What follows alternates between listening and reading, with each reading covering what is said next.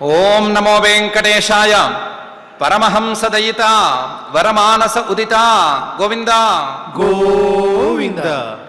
యది ప్రదద్యా భవమాత్మకర్మానుభావగమ్యం మనుజాదిదేహే తవ ప్రసాదాయ స ఏవ భూయాత్ శుద్ధం నిమిత్తం చరమశ్చ దేవా అని మహత్తమ హృదంతర నిరంతర నివాసి అయిన శ్రీనివాస పరమాత్ముని జన్మసార్థక్యాన్ని అందించవలసిందిగా భక్తిగా ప్రార్థించుకుంటూ శ్రీ శుక్లవారు ఉపదేశం చేసిన శ్రీమద్భాగవతం యొక్క అధ్యయన కార్యక్రమాన్ని ప్రారంభించుకుందాము. యథాప్రకారం ప్రారంభంలో ఆచార్యుల వారితో కలిసి ప్రార్థనా శ్లోకాలను చదువుకుని మంగళాచరణం చేసుకుందాం. ఓం నమో వెంకటేశాయ. శ్రీ గురు ప్రార్థనా. గురుర్బ్రహ్మా గురుర్విష్ణు గురుర్దేవో మహేశ్వరః. గురుః సాక్షాత్ పరం బ్రహ్మ తస్మై శ్రీ గురవే నమః. శ్రీనివాస ప్రార్థనా. నారాయణాద్రివాసాయ నారశ్రీవర్ధనాయ చ నారాయణాయ పూజ్యాయ శ్రీనివాసాయ తే నమః. అథ సంకల్పః. శ్రీమదాదివరాహ క్షేత్రే విరాజమానస్య నిత్యశుద్ధ బుద్ధ ముక్త స్వభావస్య లీలాగృహీత విగ్రహస్య శ్రీ పద్మావతీ జానేః అనుగ్రహేణ అస్మాకం సర్వేషాం బుద్ధిశుద్ధ్యర్థం విద్యాభివృద్ధ్యర్థం భక్తిజ్ఞానవైరాగ్యాది తదనుకూల సర్వసంపత్సమృద్ధ్యర్థం శ్రీపరమేశ్వర ప్రీత్యర్థం శ్రీమద్భాగవత పాఠం కరిష్యామహే. అస్య శ్రీమద్భాగవత స్తోత్ర మహామంత్రస్య నారద ఋషిః బృహతి ఛందః. శ్రీకృష్ణః పరమాత్మా దేవతా బ్రహ్మ బీజం భక్తిశక్తిః జ్ఞానవైరాగ్యే కీలకం అస్మాకం శ్రీమద్భగవత్ప్రసాదసిద్ధ్యర్థే పాఠే వినియోగః. ధ్యానం నారాయణాభిరఘనాఘనపూర్యమాణం శ్రీవ్యాసగీరరుజురోహితశోభమానం తామిశ్రనాశచపలాశనితత్వభానం విష్ణోః పదం విశతభాగవతం సుగానం. శ్రీ గురుభ్యో నమః. 4వ స్కంధంలో శ్రీ శుక్లవారు మైత్రేయ మహర్షి గారు విదురుడికి చెప్పినటువంటి ఉత్తానపాదుడి వంశాన్ని గురించి విస్తృతంగా చెప్పారు. చెప్పదలుచుకున్న ప్రధానమైన విషయాలను గురించి కూడా చెప్పారు. స్కంధం చివరిలో ప్రియవ్రతుడి గురించి ఆయన వంశాన్ని గురించి కూడా చెప్తాను విను అని అన్నాడు. ఆ అనటంలో యో నారదాద్ ఆత్మవిద్యాం అని నారద మహర్షి గారి దగ్గర నుంచి ప్రియవ్రతుడు ఆత్మవిద్యను పొందాడు అనే విషయాన్ని చెప్పారు. ఆ విషయం వినేసరికి వినేటువంటి పరీక్షిత్ మహారాజు గారికి సందేహం కలిగింది. నారద మహర్షి ద్వారా ఆత్మవిద్యను పొందారు అంటున్నారు ఒకవైపు నుంచి, మరొక వైపు నుంచి రాజ్యభారాన్ని మోసాడు, రాజబో చాలా గొప్ప గొప్ప పనులు చేశాడు, వంశం ఆయన వంశం ఉంది అని అంటున్నారు. ఈ రెండు ఎలా కుదురుతాయి అనే సందేహం వచ్చింది. ఆ సందేహంతో పరీక్షిత్ మహారాజు గారు ప్రశ్న వేయటం ప్రారంభించారు. ఆ ప్రశ్నతో 5వ స్కంధం ప్రారంభం అవుతోంది. శ్రీ శుకుల వారే చెప్పినట్లుగా ప్రియవ్రతుని గురించి చెప్పడానికే 5వ స్కంధం ప్రారంభమవుతోంది. ముందు పరీక్షిత్ రాజోవాచ, ఆయన అడిగాడు, ప్రియవ్రతో భాగవత ఆత్మారామ కథం మునే గృహే రమత యన్మూల కర్మబంధ పరాభవ అని ప్రారంభించి అడిగాడు. ప్రియవ్రతుడు అనే ఆయన భాగవత భగవద్భక్తుడు అని ఒకవైపు అంటున్నారు. నారద మహర్షి గారి దగ్గర నుంచి ఆత్మవిద్యని పొందాడు అంటే ఆత్మారామ, తన యొక్క స్వస్వరూపమైనటువంటి ఆనందంలో నిరంతరం సంతోషిస్తూ గడిపేవాడు అని కూడా వచ్చేసింది. ఇలా వచ్చినప్పుడు కథం గృహే అరమత,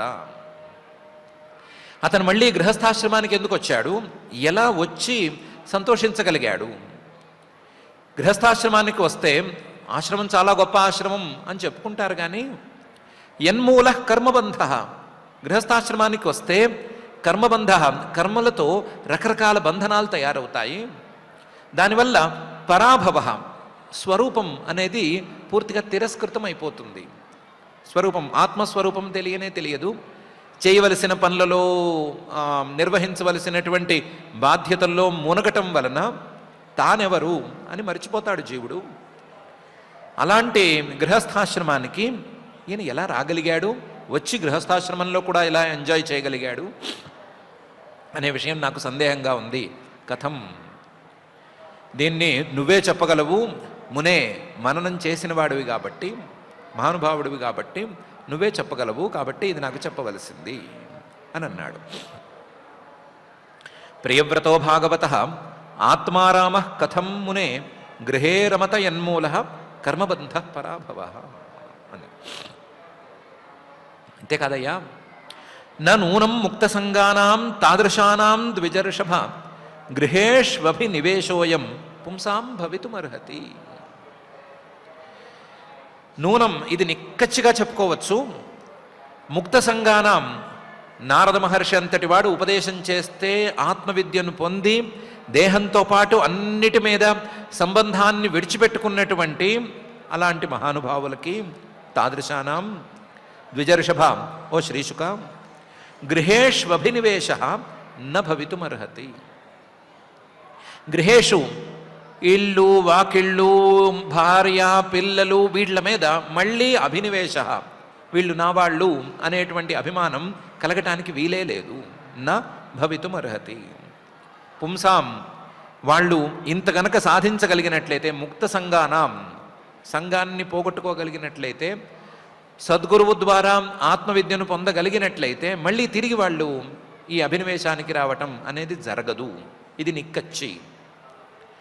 నూనం ముక్త సంగానాం తాదృశానాం ద్విజర్షభ గృహేష్వభినివేశోయం పుంసాం భవితుమర్హతి.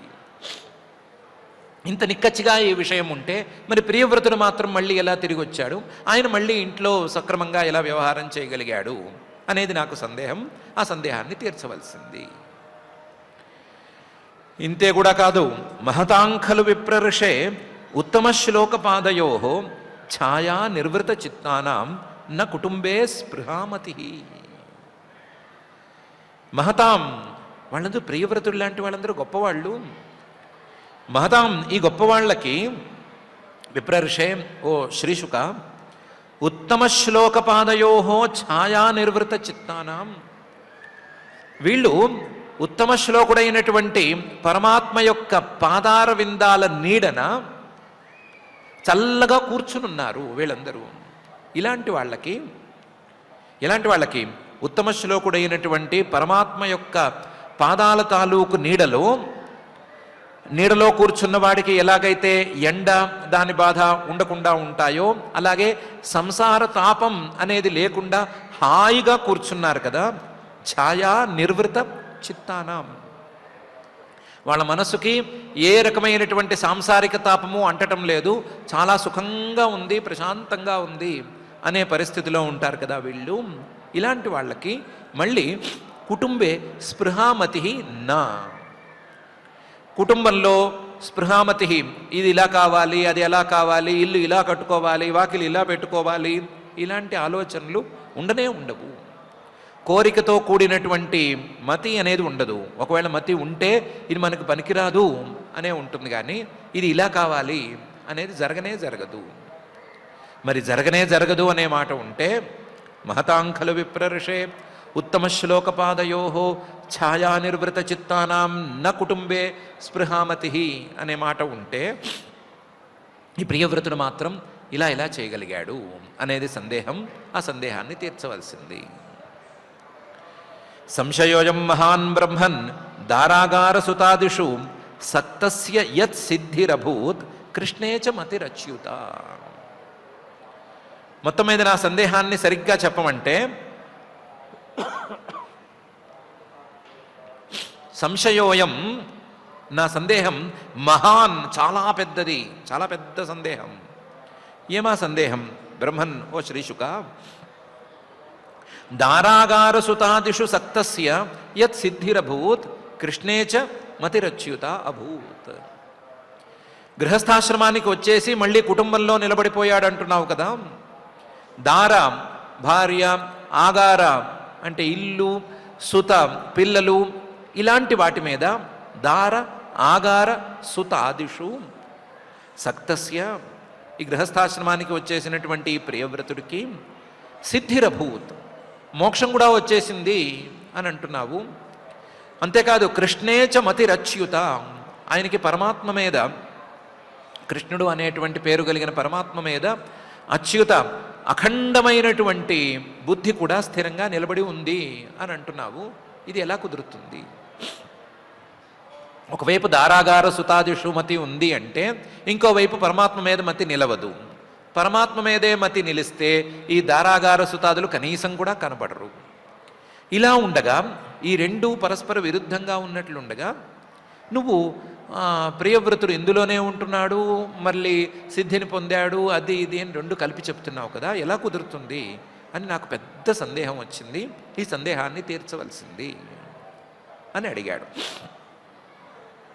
సంశయోయం మహాన్ బ్రహ్మన్ దారాగార సుతాదిషు సక్తస్య యత్ సిద్ధిరభూత్ కృష్ణేచ మతిరచ్యుత అనే ఈ శ్లోకంలో అడిగితే శ్రీశుకుల వారు చెప్తున్నారు. శ్రీశుక ఉవాచ బాఢముక్తం భగవత ఉత్తమ శ్లోకస్య శ్రీమచ్చరణారవింద మకరందరసే ఆవేశిత చేతసః భాగవత పరమహంస దయిత కథాం కించిదంతరాయ విహతాం స్వాం శివతమాం పదవీం న ప్రాయేణ హిన్వంతి అని మాత్రం ఉంది అని చెప్తున్నారు. బాఢముక్తం, నువ్వు చెప్పింది నిజమే. ఒకవైపు కుటుంబంలో ఉండే వాళ్ళకి ఈ భార్య, పిల్లలు, ఇల్లు, వాకిలి, పదవి, గోల, అహంకారము, ఈ గోలల్లో ఉన్న వాళ్ళకి పరమాత్మ అనేటువంటి మాట కూడా వినబడదు, మనసులో లేవనే లేవదు.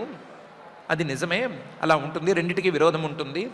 పరమాత్మ దృష్టి ఒకసారి వచ్చేసిన తర్వాత వీటి మీద మనసు పోదు, ఇది మాట ఉన్నది. కానీ బాఢముక్తం భగవతః ఉత్తమ శ్లోకస్య, భగవంతుడు ఉత్తమ శ్లోకుడు అంటే మహాకీర్తి కలిగినటువంటి వాడు, ఉత్తమ కీర్తి కలిగినటువంటి వాడు అయినటువంటి పరమాత్మ తాలూకు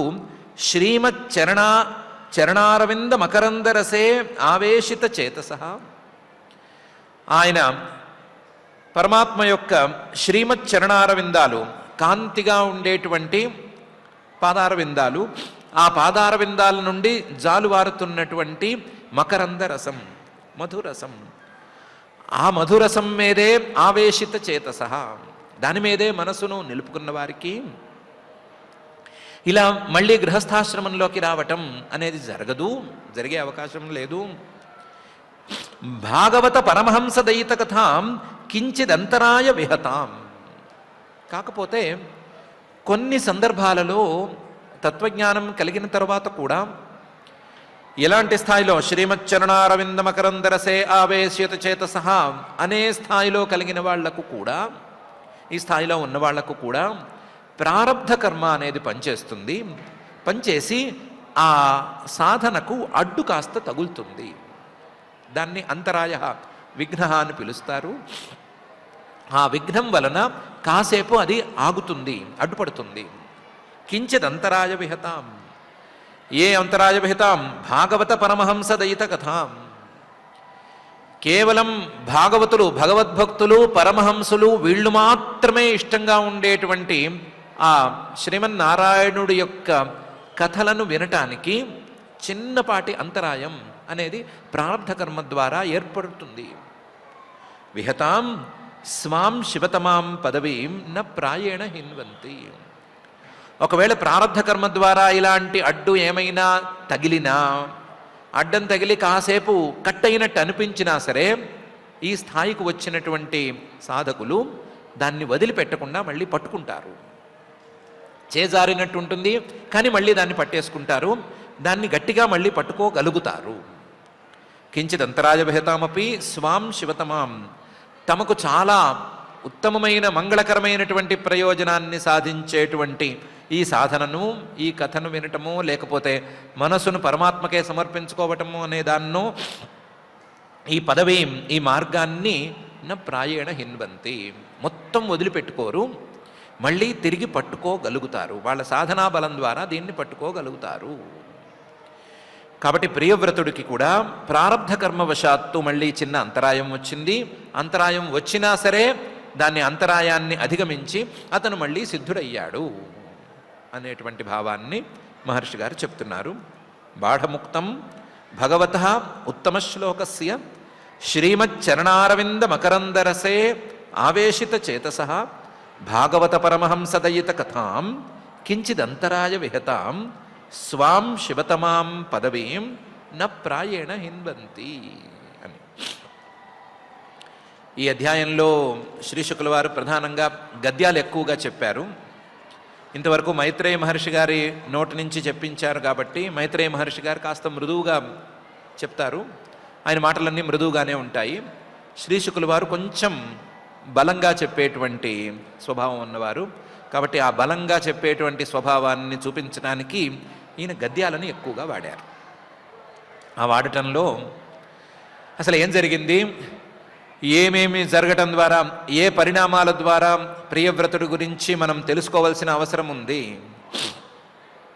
అనేటువంటి విషయాన్ని పై గద్యంలో ప్రారంభించి చెప్తున్నారు. యర్హివావ హర్సరాజన్ స రాజపుత్ర ప్రియవ్రత పరమభాగవత నారదస్య చరణోపసేవయా అంజసా అవగత పరమార్థ సతత్వ బ్రహ్మసత్రేణ దీక్షిష్యమాణ అమనితల పరిపాలనాయామ్నాత ప్రవరగణ గుణైకాంత భాజనతయా స్వపిత్రా ఉపామంత్రిత భగవతి వాసుదేవే ఏవ అవ్యవధాన సమాధియోగేన సమావేశిత సకలకారక క్రియాకలాప నైవ అభ్యనందద్యద్యపి తదప్రత్యామ్నాతవ్యం తదధికరణే ఆత్మనః అన్యస్మాత్ అసతోపి పరాభవం అన్వీక్షమాణః అని ప్రారంభించి పెద్ద గద్యం ఇది. ఇందులో ప్రియవ్రతుడు అనే అతను ఒకప్పుడు నారద మహర్షిని కలిశాడు. యర్హివావ ఎప్పుడైతే అతను కలిశాడో సహా రాజన్, ఓ పరీక్షిత్తు, రాజపుత్ర, రాజుగారి స్వయంభూమనువు గారి పుత్రుడు కదా ప్రియవ్రతుడు. ప్రియవ్రత పరమభాగవత, భగవద్భక్తుల్లో కల్లా చాలా శ్రేష్ఠుడు. ఇతను నారదస్య చరణోపసేవయ, నారద మహర్షి గారిని పట్టుకుని, ఆయన కాళ్ళు పట్టుకుని, ఆయన పాదాలను సేవించుకుని, ఆయన్ని గురువుగా భావించుకుని, గురుసేవ చేసుకుని, అంజస అవగత పరమార్థ సతత్వ, ఆయన చెప్పిన దాన్ని విని అర్థం చేసుకుని, చక్కగా అర్థం చేసుకుని, ఆయన పరమార్థతత్వాన్ని గురించి చెప్తే దాన్ని కూడా అర్థం చేసుకోగలిగాడు. ఆయన చెప్పాడు, మహర్షి గారు ఉపదేశం చేశారు, శిష్యుడికి అర్థమైంది. అర్థమైన తర్వాత సాధనకు కూర్చోవాలి కదా అని అనుకుని బ్రహ్మసత్రేణ దీక్షిష్యమాణ, బ్రహ్మసత్రం, ఇక మీద బ్రహ్మ విచారణ తప్ప మరొక పని పెట్టుకోను అనేటువంటి నిర్ణయంతో ఓ చోట కూర్చుని విచారణ చేద్దాము అని అనుకున్నాడు. దీక్షిష్యమాణ ఇలా అనుకున్నాడో లేదో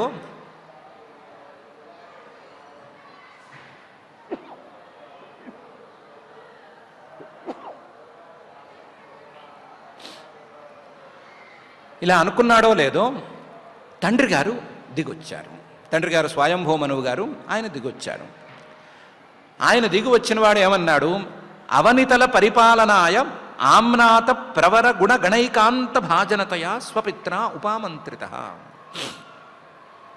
దిగిన తండ్రి గారు స్వయంభూ మనువు గారు అన్నారు, నువ్వు ఈ భూమిని పరిపాలించాలి, ఈ భూమిలో చేయవలసిన పనులు చాలా ఉన్నాయి, నీకు కూడా రాజ్యాధికారం ఇస్తాను, నువ్వు కూడా చాలా పనులు చేయాలి, పనులు చెయ్యి అని అన్నాడు.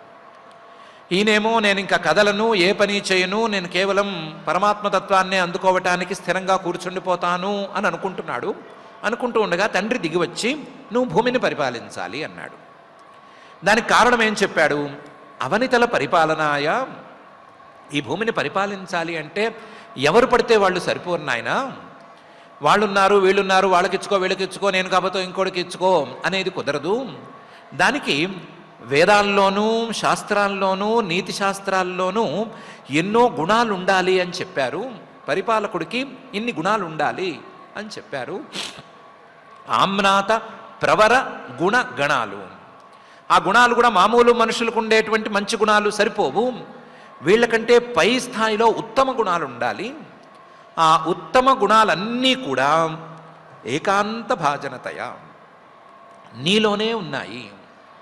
ఒక భూమిని పరిపాలించటానికి కావలసినటువంటి ఉత్తమ గుణాలు అన్నీ కలిసికట్టుగా నీలోనే ఉన్నాయి. నీకు తప్ప ఈ బాధ్యత ఇంకోటికి ఒప్పచెప్పలేను, కాబట్టి నువ్వే పరిపాలించాలి అని చెప్పాడు.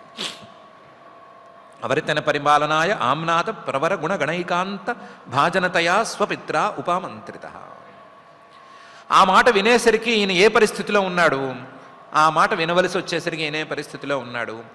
వాసుదేవే ఏవ అవ్యవధాన సమాధియోగేన సమావేశిత సకల కారక క్రియాకలాప అనే పరిస్థితిలో ఉన్నాడు.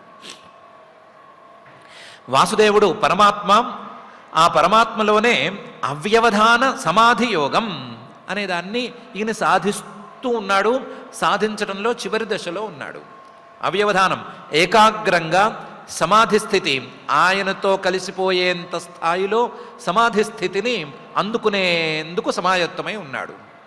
సమాధి యోగేన సమావేశిత సకల కారక క్రియాకలాప.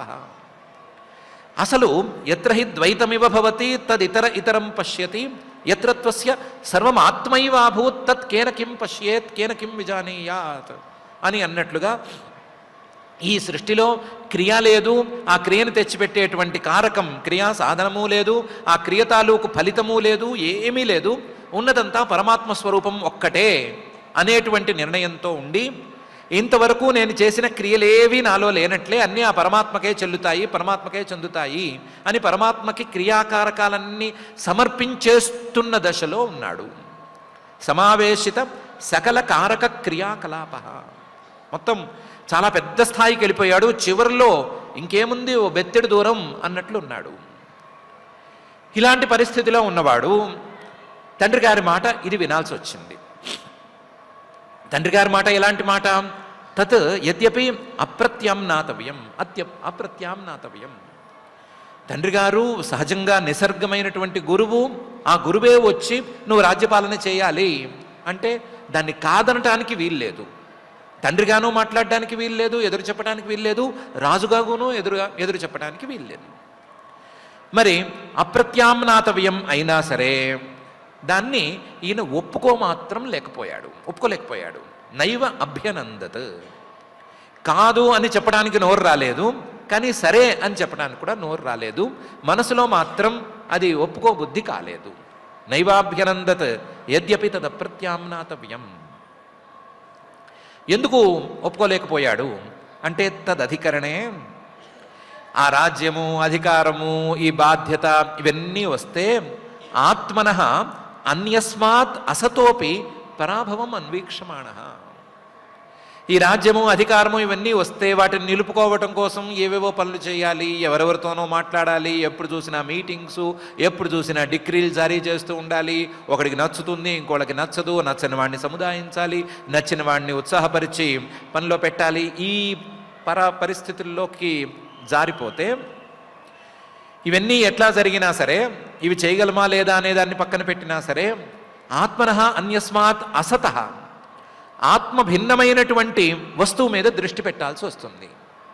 రాజ్యము, పదవి, అధికారము నిలబెట్టుకోవటం ఇవన్నీ ఆత్మ భిన్నమైన వస్తువులు. వీటి మీద దృష్టి పెట్టవలసి వస్తుంది.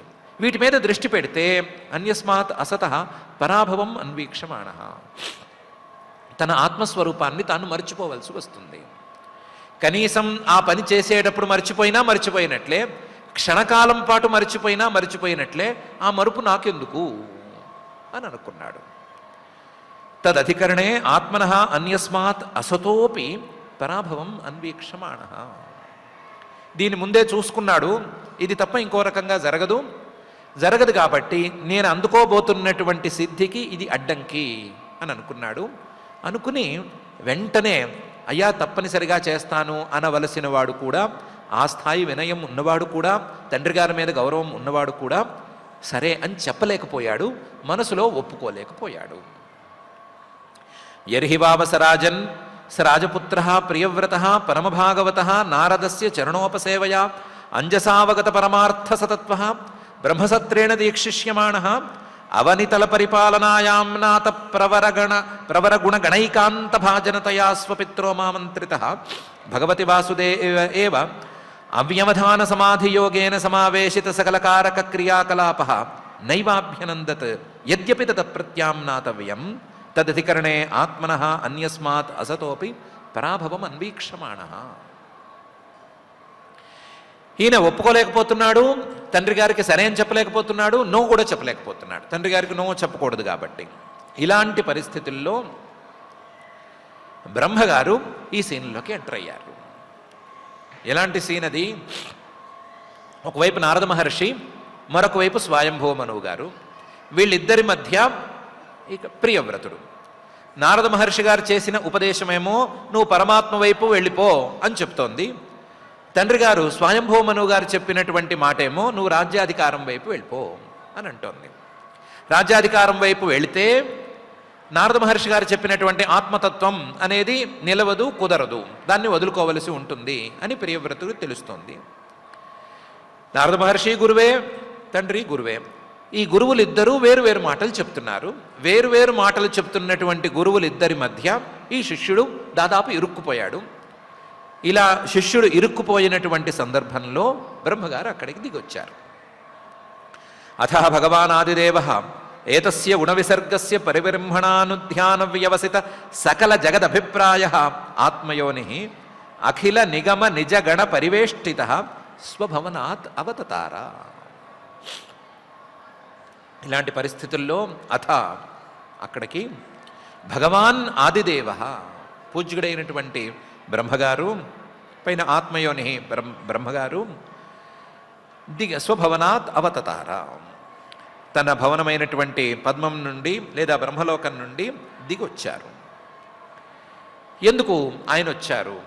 ఈ గురువులు శిష్యుడు వీళ్ళిద్దరి మధ్య గురువులిద్దరి మధ్య శిష్యుడు ఇరుక్కుని ఏదో ఇబ్బంది పడుతుంటే ఏదో ఒక గురువు దాన్ని తీర్చేస్తాడు కదా. బ్రహ్మగారే ఎందుకు దిగు రావాల్సి వచ్చింది అంటే బ్రహ్మగారికి కూడా పనుంది ఇందులోను. ఏతస్య గుణ విసర్గస్య పరిబ్రహ్మణానుధ్యాన వ్యవసిత సకల జగదభిప్రాయః. బ్రహ్మగారికి సృష్టి అనేది కార్యం. ఈ సృష్టిని పెంచటం అనేది ఆయన బాధ్యతల్లో ఒకటి. సృష్టిని సరిగ్గా నిలిపేవాడు లేదా సృష్టిని సరిగ్గా పాలన చేసేవాడు, ఇలాంటి వాళ్ళని వెతుక్కోవలసిన బాధ్యత కూడా ఆయనకుంది. ఏతస్య గుణ విసర్గస్య పరిబ్రహ్మణ, తాను మొదలుపెట్టినటువంటి గుణ విసర్గం 3 గుణాల తాలూకు సృష్టిని పరిబ్రహ్మణం పెంచేవాళ్ళని ఆయన వెతుక్కోవాలి.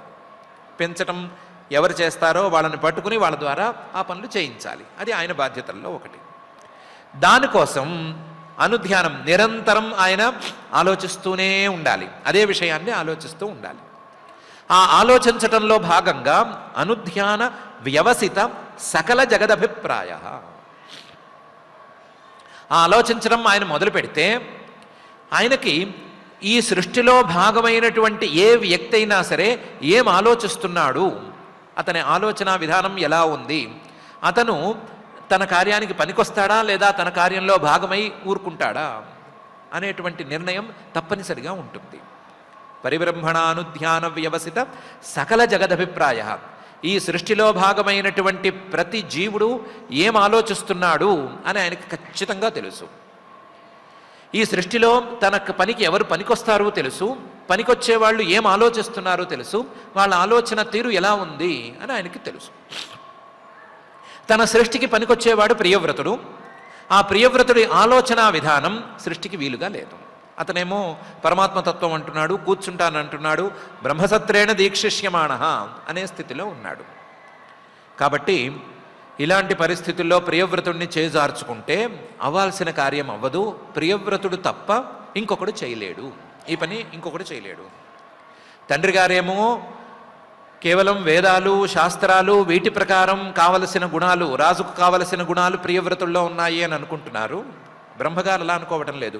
ప్రియవ్రతుడి క్యారెక్టర్ మొత్తం చూసి అతని యొక్క ఆలోచన విధానాన్ని మొత్తాన్ని గమనించి ఈ నిర్ణయం తీసుకున్నారు. తీసుకుని ఆత్మయోని అఖిల నిగమ నిజగణ పరివేష్టిత స్వభవనాదవతతార. వేదాలన్నిటినీ తన పరిచారకులుగా మార్చుకుని, తన చుట్టూ ఉండేటువంటి జనంగా మార్చుకుని, ఎన్ని వేదాలున్నాయో అన్ని వేదాలకి ఒక్కొక్క పరిచారకుడి రూపము, సేవకుడి రూపము వచ్చేసి ఆ నిజ గణాలతో వేదాలే కలిసి, ఆ వేదాలతో కలిసి ఈయన దిగి వచ్చినట్లుగా నిజగణ పరివేష్టిత స్వభవనాదవతతార, పైనుంచి దిగొచ్చేశాడు. వేదాలతో కలిసి ఎందుకు వచ్చాడు అంటే, వేదాల తాత్పర్యం ప్రియవ్రతుడికి చెబుదాము, వేద తాత్పర్యాన్ని బోధించి అతన్ని కర్తవ్యోన్ముఖుణ్ణి చేద్దాము. ప్రియవ్రతుడు ఇప్పుడు తండ్రి గారు చెప్పినట్లుగా రాజ్యపాలనకి దిగితే అతనికి నష్టం వచ్చేది ఏమీ ఉండదు. అతనికి ఎలాగో ప్రారంధ కర్మ ఇంకా మిగిలి ఉంది. ఆ ప్రారంధ కర్మ ప్రకారం ఇంతకాలం పాటు అతను దేహాన్ని ధరించవలసే ఉంటుంది. దేహాన్ని ధరించవలసినటువంటి ఈ కాలంలో అతను ఈ బాధ్యతను కూడా నిర్వర్తిస్తే అందరికీ మంచి జరుగుతుంది అని వేదపూర్వకంగా చెప్పటానిక అన్నట్లుగా నిగమ నిజగణ పరివేష్టిత స్వభవనాదవతతార బ్రహ్మగారు దిగొచ్చారు.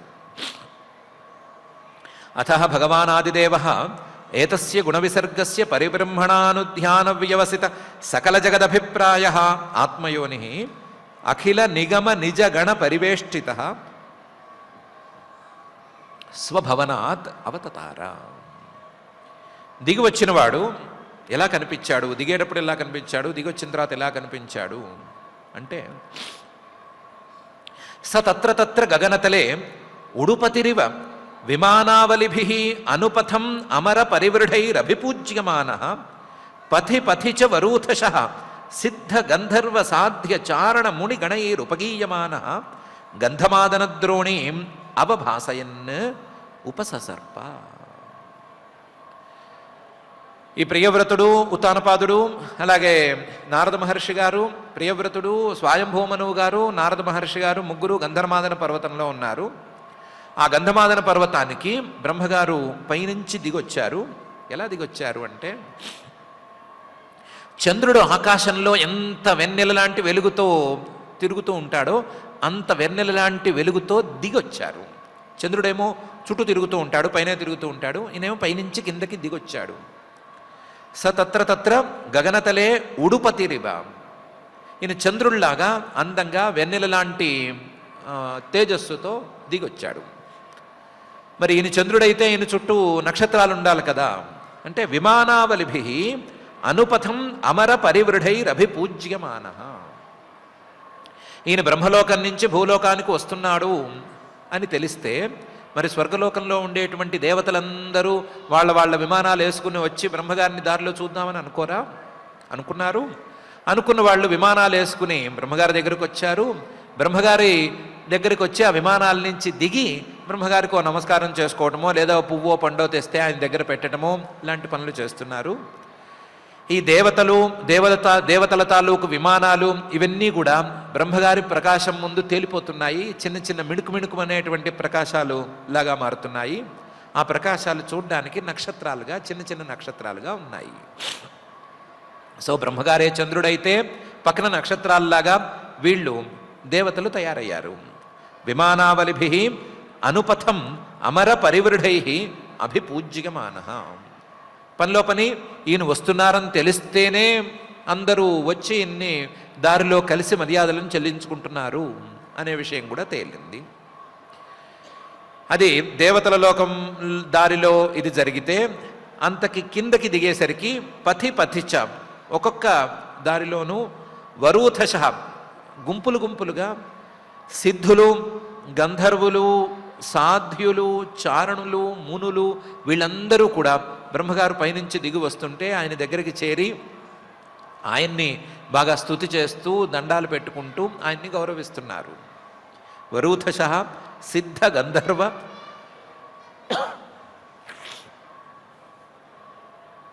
సాధ్య చారణ మునిగణై ఉపగీయమాన. ఇలా ఇంతమంది దేవతలు, సిద్ధులు మొదలైన వాళ్ళందరూ ఈయన వెంట నడిచి వస్తుంటే, ఈయన్ని గౌరవిస్తుంటే, ఈయన వాళ్ళందరినీ ఎంత కావాలో అంత మాత్రమే పలకరించి గంధమాదన ద్రోణీం అవభాసయన్ ఉపససర్ప గంధమాదన పర్వతానికి దిగొచ్చాడు. ఆ గంధమాదన పర్వతంలో ఒక గుహలో ఈ సమావేశం నడుస్తోంది. ప్రియవ్రతుడు, స్వయంభవ మనువు గారు, నారద మహర్షి గారు వీళ్ళు ముగ్గురు కలిసిన సమావేశం నడుస్తోంది. అక్కడికి బ్రహ్మగారు వచ్చి చేరారు.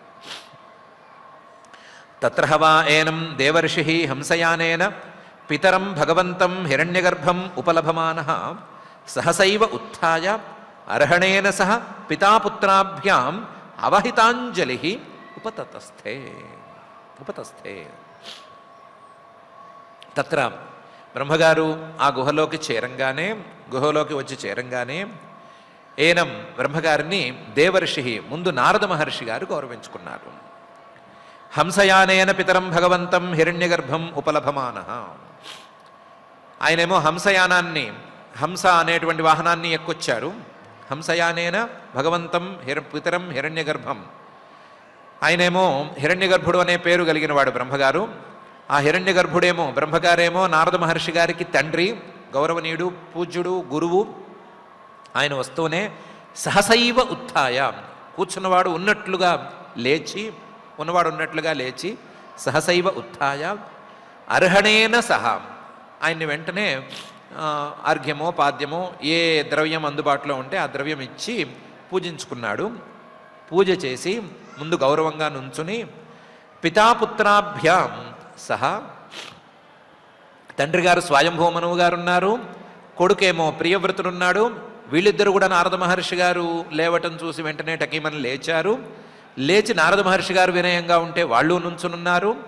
వాళ్ళు నారద మహర్షి గారు 2 చేతులు జోడించి నుంచునుంటే వాళ్ళు 2 చేతులు జోడించునున్నారు. మొత్తం మీద పితాపుత్రాభ్యాం అవహితాంజలి. మొత్తం ముగ్గురు కూడా 2 చేతులు జోడించి బ్రహ్మగారు వస్తూనే వినయంగా లేచి నుంచునున్నారు. ముందు నారద మహర్షి లేచారు. నారద మహర్షి వెంట ఈ తండ్రి కొడుకులు లేచారు. తత్ర హవా ఏనం దేవర్షి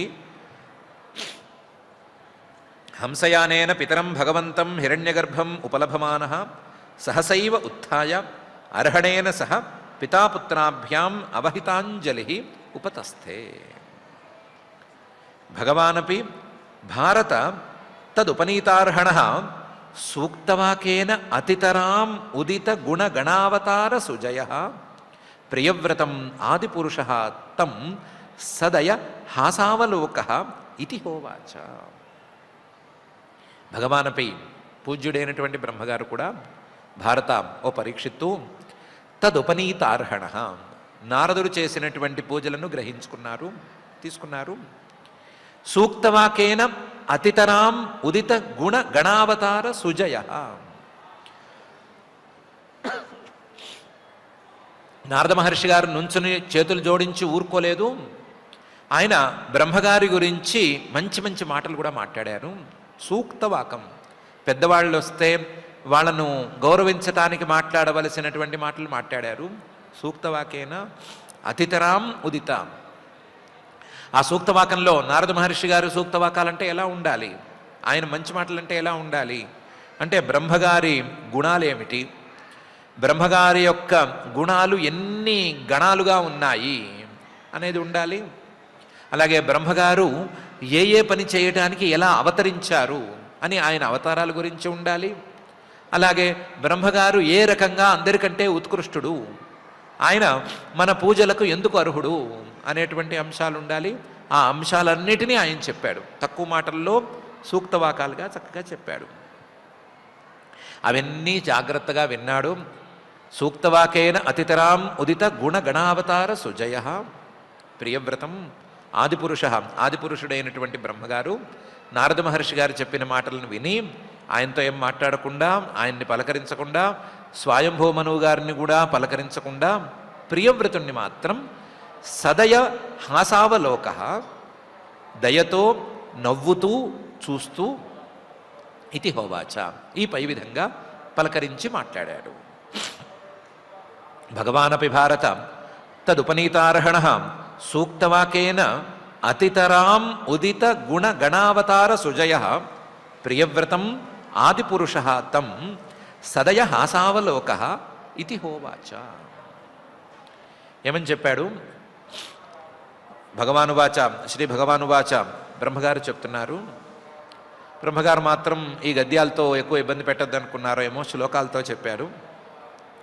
నిబోధతాతేతమృతం బ్రవీమి మాసూయితుం దేవమర్హస్య ప్రమేయం వయం భవస్తే తత ఏష మహర్షి వహామ సర్వే వివశా యస్య దిష్టం అని.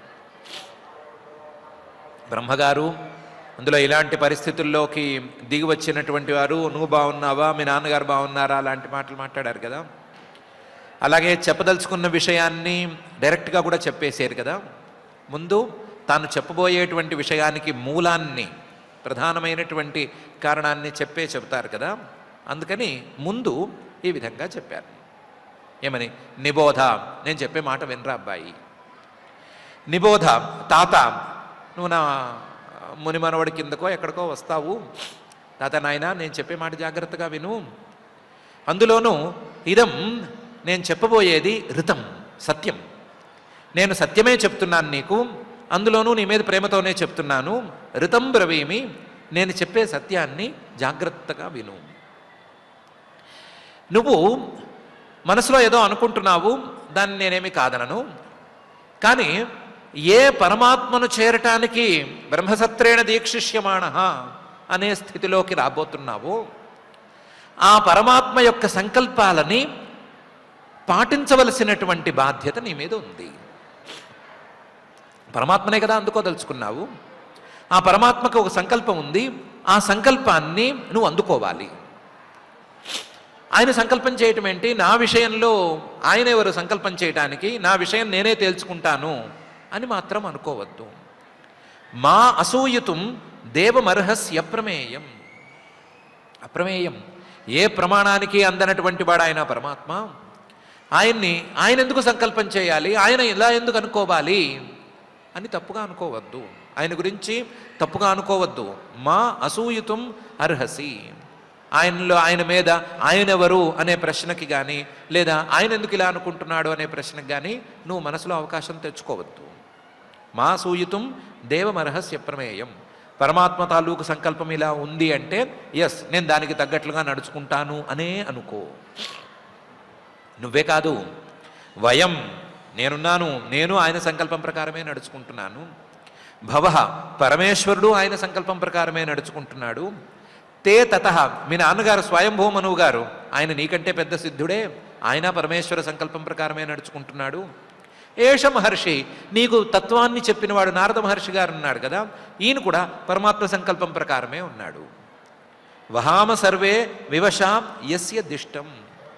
ఆయన సంకల్పం కాదు, ఆయన సంకల్పాన్ని ఆజ్ఞగా భావించి ఆయన మాకు ఆజ్ఞ ఇలా వేస్తున్నాడు అని అనుకుని మేమందరం దాన్ని నెత్తి మీద గౌరవంగా మోస్తున్నామయ్యా. వహామ సర్వే, మేమందరము ఆయన సంకల్పాలని ఆజ్ఞగా భావించి నెత్తి మీద పెట్టుకుని మోస్తున్నాము. వివశాహ, మేము స్వతంత్రులము అని మేము అనుకోవట్లేదు.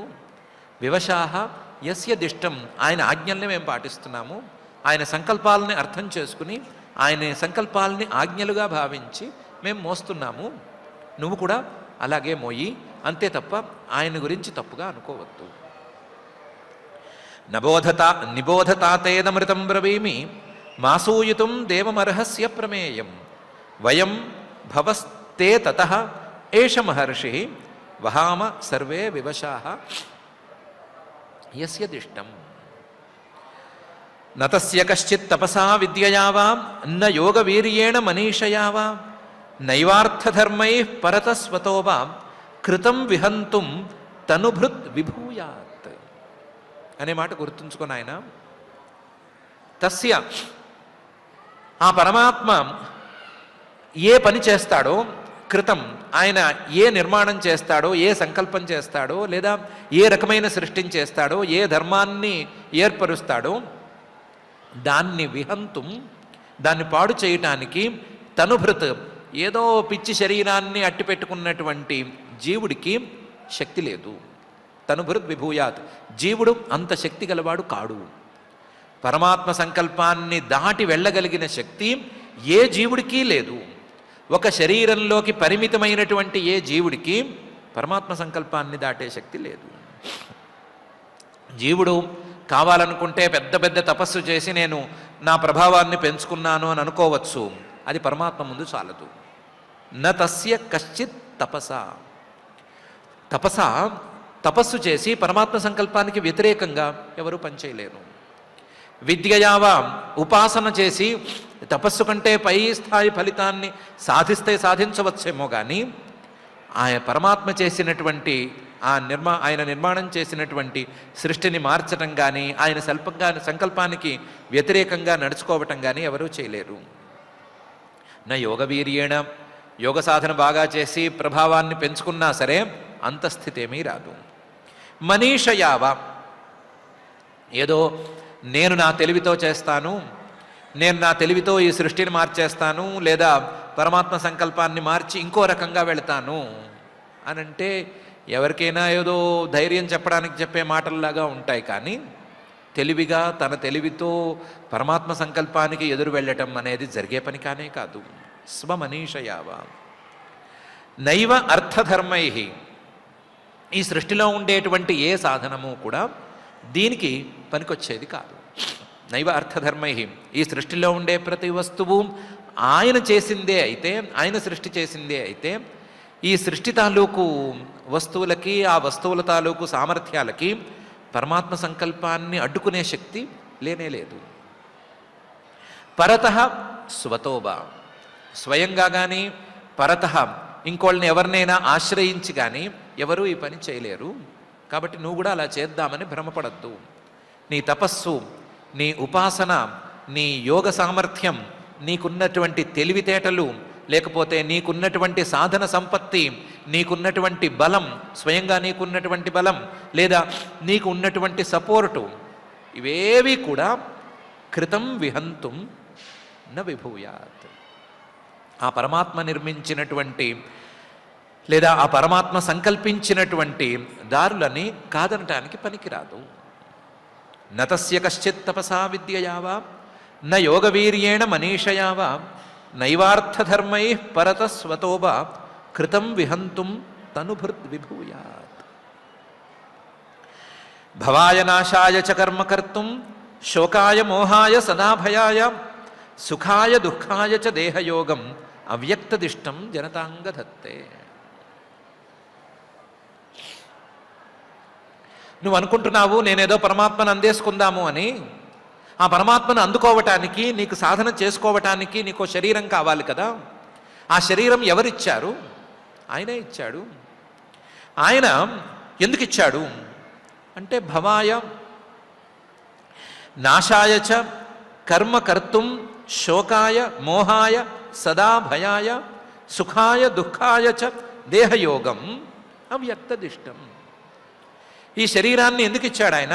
భవాయ ఒక జన్మ ప్రారంభం కావాలంటే శరీరం కావాలి కాబట్టి శరీరం ఇచ్చాడు. నాశాయ ఈ జన్మ పూర్తి అవ్వాలంటే శరీరం పడిపోవాలి కాబట్టి, శరీరం దుర్బలమైపోయి పడిపోవాలి కాబట్టి శరీరాన్ని ఇచ్చాడు. కర్మకర్తం ఏదైనా కర్మ చేయాలంటే శరీరం కావాలి కాబట్టి దాన్ని ఇచ్చాడు. శోకాయ మోహాయ శోకమోహాలు శరీరంతో సంబంధం ఉంటేనే ఉంటాయి కాబట్టి ఆ శోకమోహాల కోసం శరీరాన్ని ఇచ్చాడు. భయాయ భయాన్ని అనుభవించాలి అంటే రెండో వస్తువుని అంగీకరించి భయానికి సంసిద్ధమైనటువంటి జీవుడు భయాన్ని అనుభవించాలి అంటే శరీరం కావాలి కాబట్టి భయాన్ని ఇచ్చాడు. సుఖాయ దుఃఖాయ సుఖ దుఃఖాలు పుణ్యపాపాలకు ఫలితంగా రావాల్సినటువంటి సుఖదుఖాలు వాటిని అనుభవించడానికి కూడా దేహయోగం శరీరాన్ని ఇచ్చాడు. ఎవరు? అవ్యక్త. మన ఇంద్రియాలకు కానీ మన ఊహలకు కానీ మన ఆలోచనలకు కానీ అందనటువంటి ఆ పరమాత్మ దిష్టం ఇస్తే నువ్వు ఈ శరీరాన్ని పట్టుకుని వెళ్ళాడుతున్నావు. ఈ శరీరంలో ఏదో పరమాత్మను అందుకుంటానని అనుకుంటున్నావు. నువ్వే కాదు, జన సమూహం మొత్తం, జీవులందరూ, ప్రజలందరూ కూడా అంగధత్తే, శరీరాన్ని ఆయన ఇస్తేనే పట్టుకోగలుగుతున్నారు. ఆయన ఇస్తేనే పట్టుకోవలసినటువంటి ఈ శరీరంతో ఆయన్ని సాధించటం అనేది ఆహ్వానించదగ్గ పరిణామమే, కాదనట్లేదు. కానీ ఈ శరీరంతో ఆయన సంకల్పాలకి అనుగుణంగా కూడా నడుచుకోవలసిన బాధ్యత నీకుంది. ఆయన ఇచ్చిన శరీరం అయితే ఆ శరీరం ఆయన సంకల్పాలకు తగ్గట్లుగా ఉండాలి. భవాయ నాశాయ చ కర్మకర్తుం శోకాయ మోహాయ సదా భయాయ సుఖాయ దుఃఖాయ చ దేహయోగం అవ్యక్తదిష్టం జనతాంగధత్తే అని బ్రహ్మగారు ప్రియవ్రతుడితో అన్నారు. యద్వాచితంత్యాం గుణకర్మదామభిః సుదుస్తరైర్వత్స వయం సుయోజితాః సర్వే వహామో బలిమీశ్వరాయ ప్రోతా నసీవ ద్విపదే చతుష్పదః. ఎవరు మనం స్వతంత్రులం కాము. ఆ పరమాత్మ చెప్పింది చెప్పినట్లుగా నడుచుకోవలసిన పరిస్థితులే ఉన్నాము. నేను కూడా అలాగే ఉన్నాను, నువ్వు అలాగే ఉన్నావు, మిగతా వాళ్ళు అలాగే ఉన్నారు. ఎంత స్వాతంత్ర్య హాని లేదా ఎంత పారతంత్ర్యం అంటే యద్వాచితంత్యాం గుణకర్మ దామభిః సుదుస్తరైర్వత్సవయం సుయోజితాః. పశువుల్ని కట్టేసినట్టు కట్టేశాడు ఆయన. మనం ఆయన చేతుల్లో పశువుల్లో ఉన్నాము. పశువులు మాట వినకపోతే ఏం చేస్తారు? ముక్కుతాడేస్తారు. ముక్కుతాడు వేసైనా సరే పశువుల్ని అదుపులో పెడతారు. అలా మనకి ముక్కుతాడులు లాంటి తాళ్ళు వేసి ఆయన కట్టేస్తే ఆయన చెప్పినట్లు నడుచుకుంటున్నాము. యత్ వాచితంత్యాం, మనం స్వతంత్రంగా మనమేదో వేదాలను అర్థం చేసుకుని ఆ వేదాలలో ఉన్నట్లుగా యజ్ఞాలు చేసి ఏవో సాధనలు చేశామని అనుకుంటున్నాము. కానీ వేదాలు ఎక్కడి నుంచి వచ్చినాయి? ఆయన దగ్గర నుంచే వచ్చినాయి. వేదాలు అనేటువంటి ఒక తాడు, ముక్కుతాడు ఆయన సాధించాడు. ముక్కుతాడు ఆయన్ని సృష్టి చేశాడు. వాచి తంత్యాం, ఆయన మనకు వేయదలుచుకున్న ముక్కుతాడు అది. గుణకర్మ దామభిః, దాంతో ఇంకా కూడా బలంగా వేయటానికి, ఇంకా బలంగా ముక్కుతాడు వేయటానికి గుణ సత్వరజస్తమో గుణాలను కూడా కలిపాడు. కర్మలు, మనం చేయవలసినటువంటి కర్మలను కూడా కలిపాడు. కలిపి వీటన్నిటినీ వేసి మూడేసి పెట్టాడు. సుదుస్తరైః, చాలా బలంగా ఉండేటువంటి ముడులివి. ఈ సుదుస్తరైర్వత్సవయం సుయోజితాః, మనమందరము కూడా ఈ తాడులకు వేసినటువంటి ముడులకి బద్ధులమై ఉన్నాము. సుయోజితాః, నువ్వు, నేను, వారు, వీరు అందరూ కూడా ఈ తాళ్ళకి బద్ధులమై ఉన్నాము. పశువులకు ముక్కుతాడు వేసినట్టు ఆయన వేసేస్తే ఆయన చేతిలో మనం ఉండి పరతంత్రంగా ఉంటామే తప్ప స్వతంత్రులుగా ఉండమంటే ఎక్కడి నుంచి ఉంటాము? మనలో ఈ స్వాతంత్ర్య భావన, పరమాత్మనే దాటి వెళ్ళాలి అనేటువంటి స్వాతంత్ర్య భావన ఎక్కడి నుంచి వస్తుంది? ఎలా వస్తుంది? సర్వే వహామహ బలిమీశ్వరాయ, మనమందరము కూడా కేవలం మనం చేయవలసినటువంటి ఈ వేదాల్లో ఉండేటువంటి కర్మలని పరమేశ్వరార్పణ బుద్ధితో చేస్తూ మనమేదో ఆయనకి సేవ చేస్తున్నాము అని సంతోషించవలసిన పరిస్థితుల్లో ఉన్నాము. సర్వే వహామో బలిమీశ్వరాయ, ఎలా అంటే ప్రోతా నసీవ ద్విపదే చతుష్పదః. మానవులు తమకు పని చేయించుకోవటానికి పశువులకి ముక్కుతాళ్ళు వేసి వాటిని అదుపులో ఉంచుకుంటారు కదా. ఆ అదుపులో ఉంచుకున్నటువంటి పశువులు ఎంత పనిచేస్తాయి? ఎంత పనిచేస్తే ఎంత ఫలితం వస్తోంది? ఆ ఫలితాన్ని ఎవరు తింటున్నారు అంటే ఆ ముక్కుతాడు వేసినటువంటి మనిషే కదా తింటున్నాడు. ఎద్దు లేదా ఇంకొక పశువు ఎంత వ్యవసాయం చేస్తోంది, ఎంత దున్నుతోంది, ఎంత పని చేస్తోంది, ఎంత లాగుతోంది, ఎంత శక్తిని వ్యయం చేస్తోంది. దాని ద్వారా వచ్చేటువంటి వ్యవసాయంలో గింజలన్నీ మనిషి తినేస్తున్నాడు. చివరికి కింద మిగిలిన ఎండిపోయిన గడ్డి మాత్రం దానికి పెడుతున్నాడు. అది కూడా ఎందుకు పెడుతున్నాడు అంటే దాని మీద జాలితో కాదు, మళ్ళీ రేపు పని చేయాలి కదా అని పెడుతున్నాడు. దాన్ని పూర్తిగా అస్వతంత్రంగా మార్చేశాడు. అది ఎంత తిండి తినాలో ఇతనే నిర్ణయిస్తాడు, ఎంత శక్తి దానికి కావాలో, ఎప్పుడు ఎంత కావాలో వీడే నిర్ణయిస్తాడు. నిర్ణయించి తన అధీనంలో ఉంచుకున్నాడు. మిగతా విషయాలను ఇందులోంచి తీసేస్తే కేవలం అస్వతంత్రత అనేది పశువుకి మిగిలింది, స్వతంత్రంగా ఉండలేకపోవటం అనేది పశువుకి మిగిలింది. అలాగే జీవుడు కూడా యద్వాచితంత్యాం గుణకర్మధామభి సుధస్తరైర్వత్సవయం సుయోజితా సర్వే వహామో బలిమీశ్వరాయ ప్రోతా నసీవ ద్విపదే చతుష్పద అనే స్థాయిలో ఆయన చేతిలో లేడా? ఆయన పరతంత్రంగా జీవుడు లేడా? ఇలా పరతంత్రంగా ఉండేటువంటి జీవుడు స్వతంత్రంగా పరమాత్మ సంకల్పాలను దాటి ఆలోచించగలిగిన స్థాయికి ఎప్పుడు చేరుకున్నాడు? నువ్వు కూడా జీవుడివే, నేను అలాంటి వాడినే అంటున్నప్పుడు నువ్వు అలాంటి వాడివే, నువ్వు ఆయన చేతుల్లోనే ఉన్నావు. ఆయన ముక్కుతాడు వేస్తే పట్టుకోవలసినటువంటి స్థాయిలో నువ్వు కూడా ఉన్నావు. నువ్వు ఇలాగే ఆలోచించాలి తప్ప ఆయన్ని దాటి వెళ్ళే ఆలోచన చేయకూడదు. ఆయన సంకల్పానికి విరుద్ధంగా నువ్వు అసలు ఆలోచనే చేయకూడదు అని బ్రహ్మగారు ఈ శ్లోకంలో అంటున్నారు. ఇంకా బ్రహ్మగారు ఇంకా చాలా చెప్పాలి. ఆ మాటలన్నిటినీ బ్రహ్మగారు చెప్పి ప్రియవ్రతులు చేయవలసినటువంటి పని ఏంటి అని బ్రహ్మగారు నిగమనం చేయాలి. దాని తర్వాత చూద్దాం బ్రహ్మగారి యొక్క ఉపదేశం తాలూకు స్వారస్యాన్ని, దాని తాత్పర్యాన్ని మనం గమనించుకుందాం. ఇప్పటికైతే ప్రియవ్రతుడు, ఆయన యొక్క స్థాయి, అంత స్థాయిలో ఉన్నటువంటి వ్యక్తి కూడా తండ్రి గారు మాట చెప్పినప్పుడు ఆ తండ్రి గారి మాటను కాదనలేక, కాదు అని చెప్పలేక, అలాగని అవును అని ఒప్పుకోలేక ఇబ్బంది పడ్డాడే తప్ప వెంటనే కుదరదు, నేను ఇంత పెద్ద స్థాయిలో ఉన్నాను, నేను పూర్తిగా పరమాత్మతత్వాన్ని అందుకోబోతున్నాను, మీరేంటి మధ్యలో వచ్చి మాట్లాడుతున్నారు, డిస్టర్బ్ చేస్తున్నారు అని అవినీతంగా ఏమీ మాట్లాడలేదు.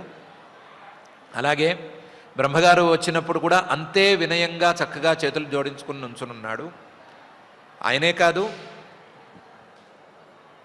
ఆయనకి తత్వాన్ని గురించి చెప్పినటువంటి నారద మహర్షి గారు కూడా ఇలాగే చేతులు జోడించుకుని నుంచున్నారు అని అంటే ఎంత స్థాయికి వెళ్ళిన వాళ్ళకైనా సరే వినయం అనేది తప్పనిసరి అనే విషయం తెలియజేస్తోంది ఈ ఘట్టం.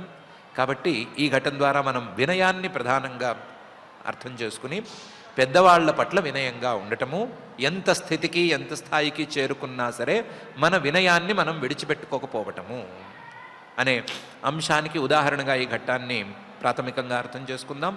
ఇంకా బ్రహ్మగారు ఆయన చేసిన ఉపదేశం, వాటి తాలూకు స్వారస్యాన్ని రాబోయే రోజుల్లో జాగ్రత్తగా మనం అధ్యయనం చేసుకుందాం. మనకి ఇలాంటి వినయం వచ్చినప్పుడు మాత్రమే, వినయం అనేటువంటి యోగ్యత కలిగినప్పుడు మాత్రమే గురువులు, వాళ్ళ యొక్క ఉపదేశాలు ఇవన్నీ మనకు సక్రమంగా అందుతాయి అనే విషయాన్ని కూడా ముందే మనం నిర్ణయించుకుని గురువుల యొక్క ఉపదేశాలు, మన యోగ్యత ఇవన్నీ మనల్ని సక్రమంగా చేరుకునేందుకు వినయంగా ఉండాలి అని నిర్ణయించుకుందాం. అలాంటి ఉత్తమ స్థాయి వినయాన్ని మనకు అందించవలసిందిగా ఆ మహత్తర హృదంతర నివంతర నివాసి అయినటువంటి శ్రీనివాస పరమాత్మని భక్తిగా ప్రార్థించుకుందాం. ఆ ప్రార్థనతో ఈ రోజుకి పారాయణ కార్యక్రమాన్ని ప్రారంభించుకుందాం. ఈరోజు మనం పంచమ స్కంధంలో ప్రథమ అధ్యాయాన్ని పారాయణ చేసుకుంటున్నాం. ప్రారంభం నుంచి అథ శ్రీమద్భాగవతే పారమహంస్యాం సంహితాయాం పంచమస్కంధే ప్రథమోऽధ్యాయః రాజోవాచ ప్రియవ్రతో భాగవతః ఆత్మా రామః కథం మునే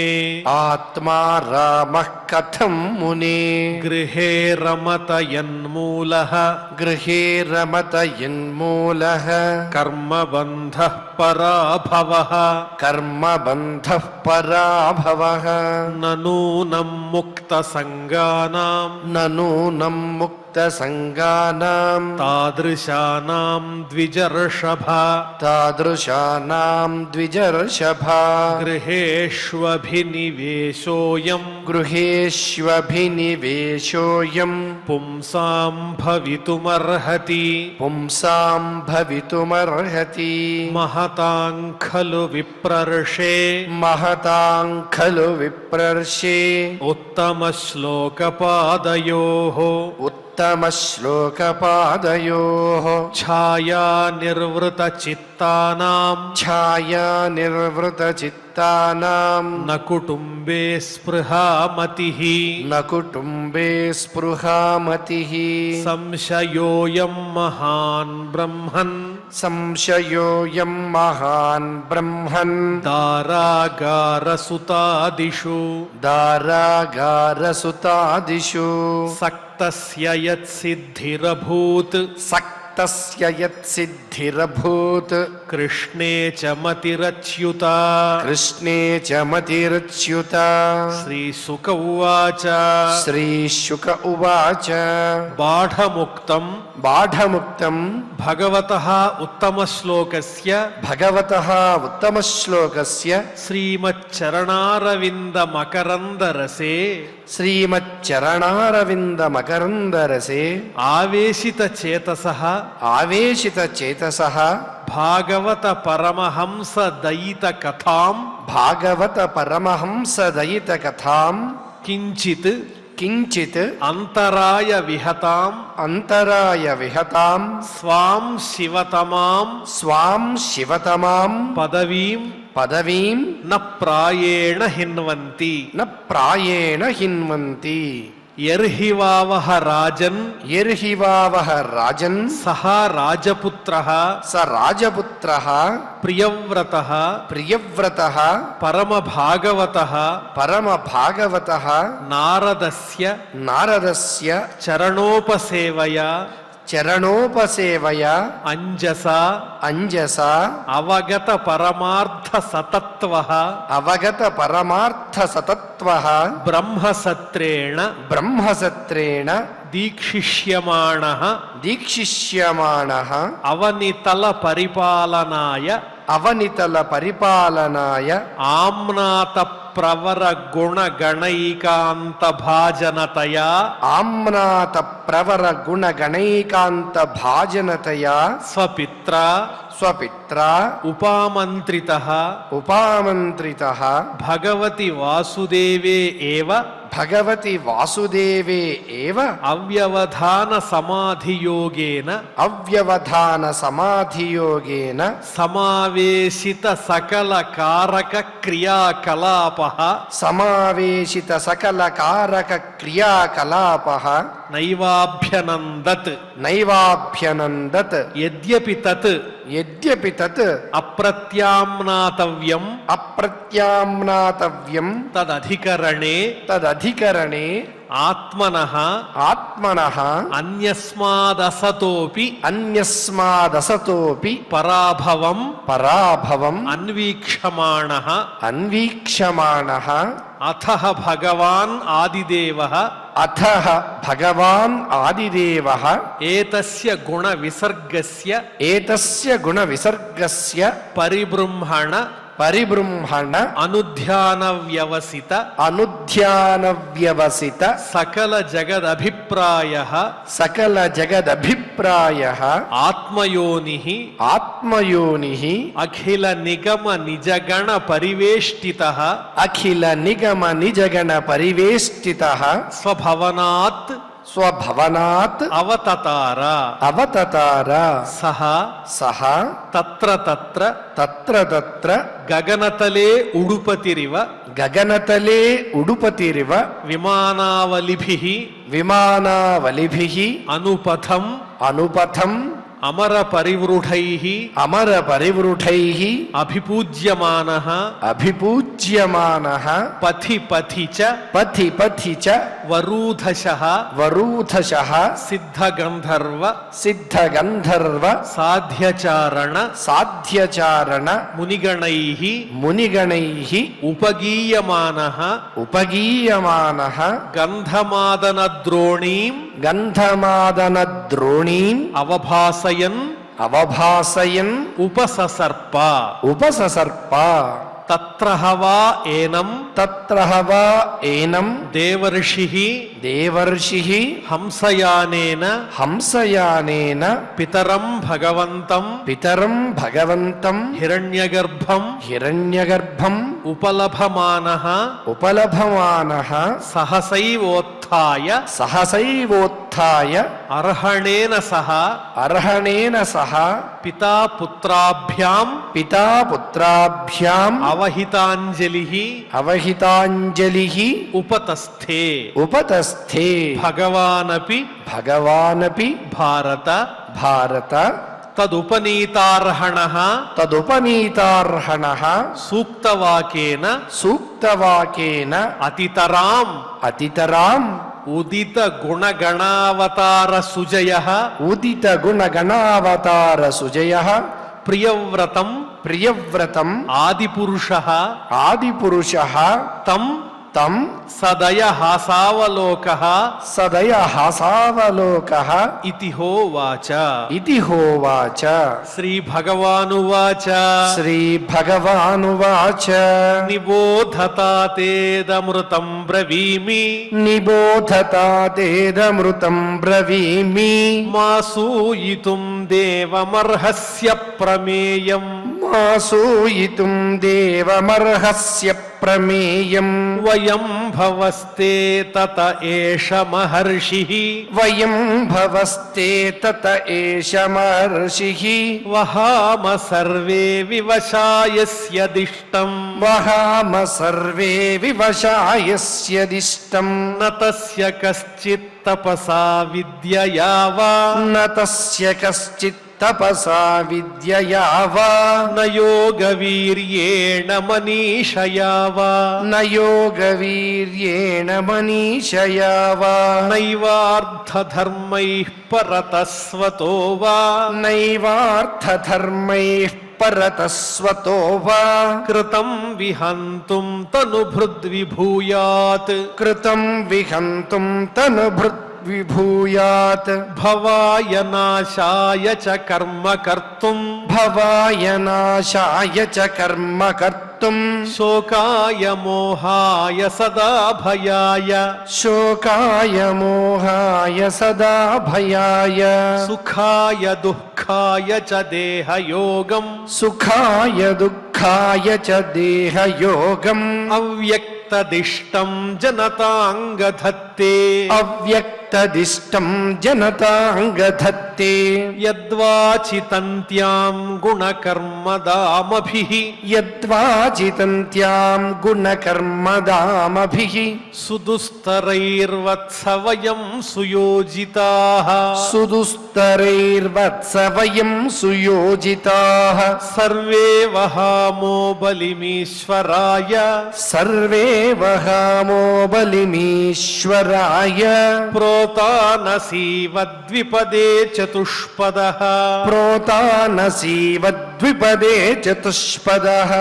ఇతి ఇతి శ్రీమద్భాగవతే శ్రీమద్భాగవతే పారమహంస్యాం సంహితాయాం పారమహంస్యాం సంహితాయాం పంచమస్కంధే పంచమస్కంధే ప్రథమాధ్యాయే శ్లోకాః. ప్రథమాధ్యాయే శ్లోకాః. ఓం నమో వెంకటేశాయ. దీక్షితుండై ధరత్రీ పాలనము తండ్రి పనిచిన సుజ్ఞాన భంగమనుచు అంగీకరింపమినంతయు తెలిసి పద్మాసును అతనికి అతుల రాజ్యమందుల మికిలి ఆసక్తి పుట్టింతుననుచును.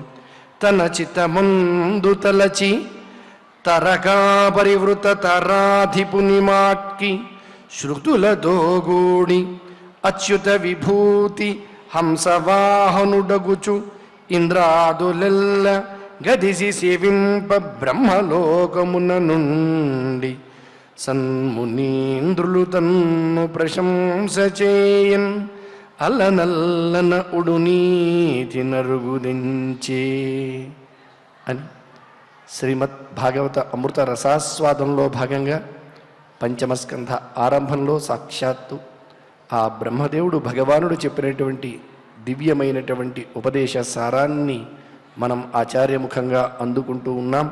నిరంతరము శ్రీమద్ భాగవతంలో ఉండేటువంటి భగవత్ తత్వం మనందరికీ కూడా అందేటువంటి శక్తినిమ్మని ఆ దేవదేవుని ప్రార్థిస్తూ యథాప్రకారం క్షమా ప్రార్థన దగ్గర నుంచి మంగళాంత శ్లోకం వరకు పఠించి మంగళాంతంగా నేటి ఈ అధ్యయన కార్యక్రమానికి పరిసమాప్తిని పలుకుదాం.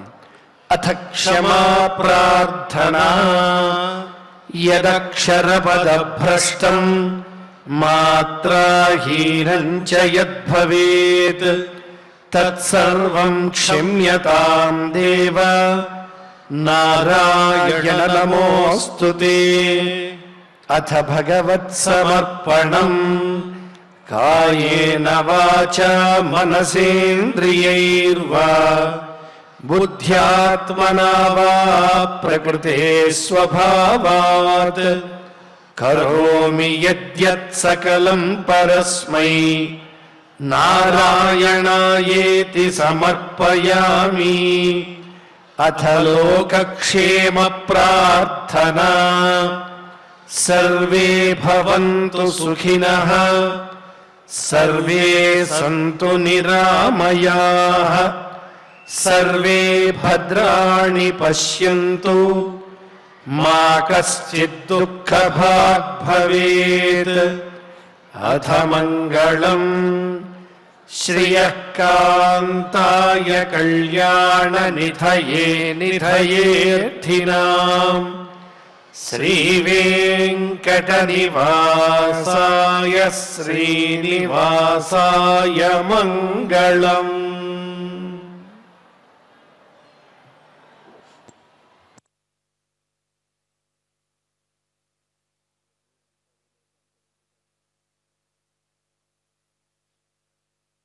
ఓం